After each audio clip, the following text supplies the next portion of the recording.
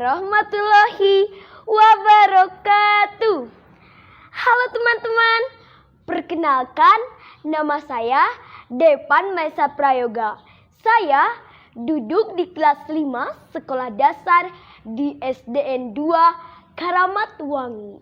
Di sini saya akan menceritakan sebuah dongeng binatang yang berjudul Kancil dan Harimau. Pada suatu hari, seekor tikus sedang asik bermain di tengah hutan. Ia bermain sambil bernyanyi dengan riang. La la la la la la la. Sampai ia tidak sadar sudah terlalu jauh dari rumahnya. Akhirnya ia pun tersesat. Namun saat tikus mencari jalan pulang, sialnya ia malah sampai pada sarang harimau yang sedang tertidur. Sontak tikus pun bergetar ketakutan melihat harimau yang sedang tertidur lelap. Tanpa pikir panjang, tikus pun langsung mencari jalan keluar. Saking takut dan paniknya si tikus, ia malah lari naik ke atas hidung si harimau. Harimau pun terbangun dan sangat marah. Waktu istirahatnya dikacaukan begitu saja oleh si tikus. Harimau pun menangkap tikus malang tersebut dan mencengkram dengan kukunya yang tajam. Arr! Harimau pun mengaum. Pada saat bersamaan, Kancil sedang asik minum di sebuah sungai. Ia mendengar suara teriakan ketakutan. Ia pun langsung mencari sumber teriakan itu di mana. Oh, tidak!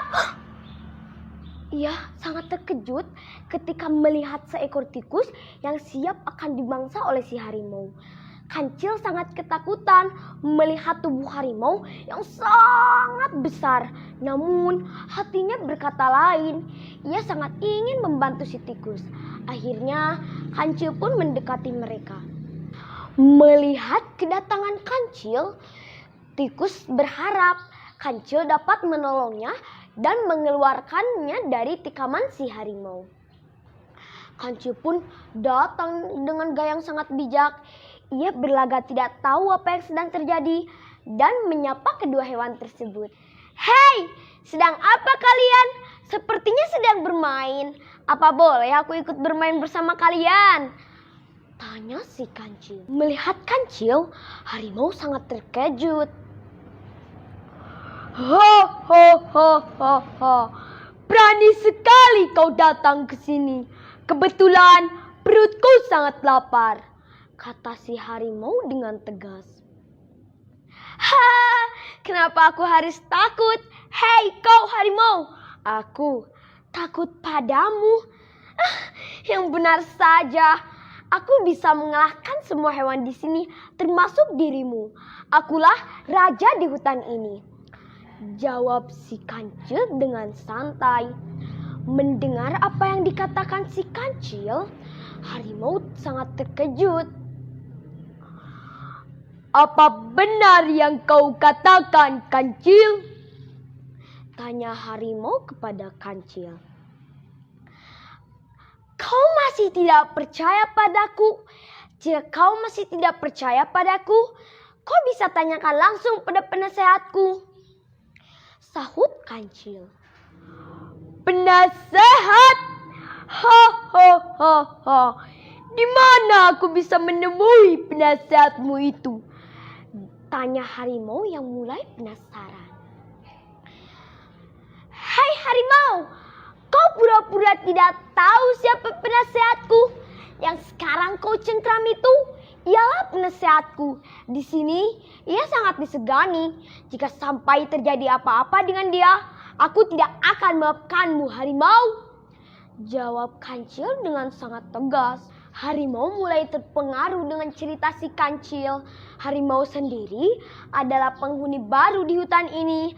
Jadi ia memang tidak tahu tentang semua hal di hutan ini, termasuk siapa raja hutannya.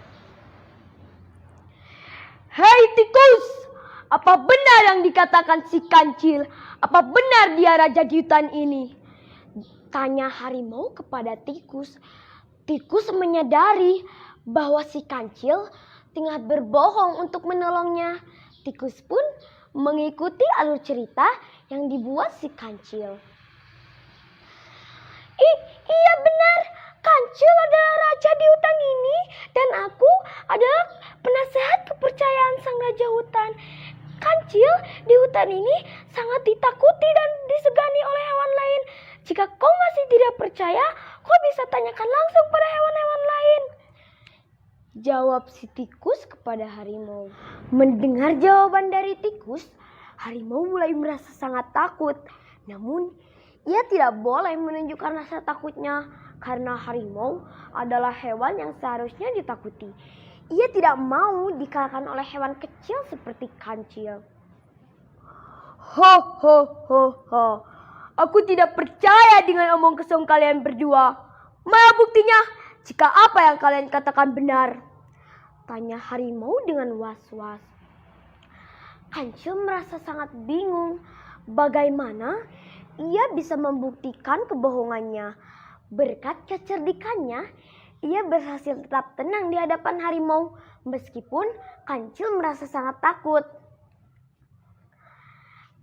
Kau masih tidak percaya padaku? Bukti? Baiklah, beberapa hari yang lalu aku sudah mengalahkan harimau besar sepertimu. Harimau itu sangat bersikap kurang ajar. Aku masih menyimpan kepalanya di pinggir sungai karena untuk peringatan bagi hewan-hewan lain agar tidak bersikap kurang ajar. Jika kau mau melihatnya, aku akan tunjukkan langsung. Tapi setelah aku tunjukkan, kau tidak boleh menyesal. Kata si kancil dengan tegas. Harimau mulai merasa ketakutan. Namun apa boleh buat, ia berusaha untuk tidak menunjukkan rasa takutnya. Baiklah, di mana kau akan menunjukkan harimau malang itu? Tapi awas saja jika kau menipuku, kalian berdua akan menjadi makan siangku. Kata si harimau. Mendengar gertakan si harimau, tikus kembali sangat ketakutan. Tapi ia harus percaya pada si kancil. Kancil pun mengedipkan mata pada si tikus. Kancil langsung membawa harimau ke tepi sungai. Mereka menuju sumur di pinggir sungai. Sumur itu sangat gelap dan dalam, juga menyimpan air yang sangat bening. Namun, berkat pantulan cahaya matahari yang membuat air yang bening tersebut berkilau seperti cermin, kancil pun mendapatkan sebuah ide. Kita sudah sampai di sumur yang aku maksud. Sekarang, kau bisa lihat sendiri apa yang ada di dalam sumur tersebut. Ujar kancil. Harimau merasa sangat penasaran, namun hatinya sangat takut. Karena ketakutan, ia hanya mengintip sedikit saja ke dalam sumur tersebut. Ia sangat terkejut ketika membuka mata dan melihat kepala harimau itu benar-benar ada di dalam sumur tersebut. Ternyata apa yang dikatakan kancil benar. Ia memang benar-benar raja di hutan ini. Karena ketakutan, harimau langsung berlari begitu cepat karena takut dimakan kancil. Melihat harimau berlari begitu cepat, kancil dan tikus pun tertawa dengan puas. Mereka berhasil mengelabui harimau yang sombong itu.